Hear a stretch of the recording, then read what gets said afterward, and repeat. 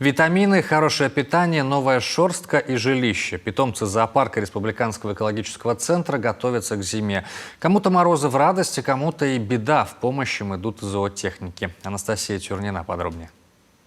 Дикобраз Ленок вот уже почти месяц назад с дачного дома переехал в зимнее жилище. Первые холода его немного испугали, и зоотехники решили переселить питомца. Хотя особо он к зиме и не готовится, как и зеленая мартышка Нума. Она активна круглый год, но в этом сезоне первой испугалась минусовой температуры и зашла в тепло. Вольеры для экзотических животных готовили заранее и даже провели дезинфекцию. Готовили корма, сено и веточный корм, мясо и зерновые. На осень у нас в основном идет акцент на то, чтобы животные получили достаточно корма, чтобы появилась у кого-то жировая прослойка, чтобы они набрали питательные вещества.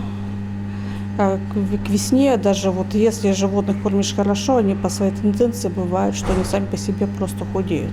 То есть это не потому, что мы их плохо кормим, а потому что такая форма жизни у этих животных.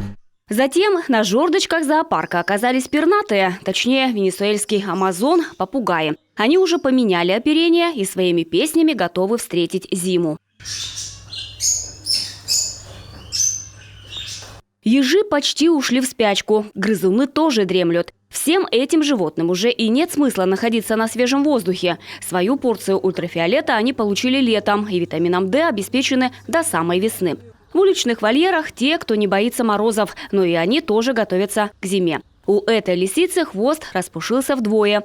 Зайцы белеют на глазах и обрастают пушком. А белки забыли про диету и делают заначки на холода. Вот этот зверек пытается что-то затащить в свое дупло. Они настолько запасливы, что во время кормежки на голову зоотехников то морковка упадет, то яблоко.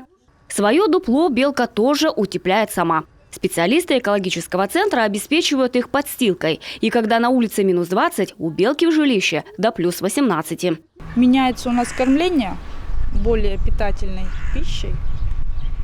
А так они согреваются или заходят в домик. Или то, что они меняют свою шерстку, и вот этот подшерсток спасает их от мороза. И у них есть укрытие от ветра, это их спасает. Енотовидная собака почти не выходит из укрытия, лежит, не тратит свою энергию перед морозами.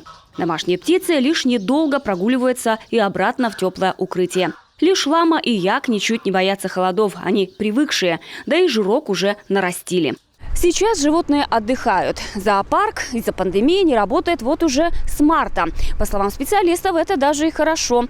Питомцы меньше стрессуют, ведь посетители бывают разные. Анастасия Тюрнина, Олег Жуковский, телеканал Юрган.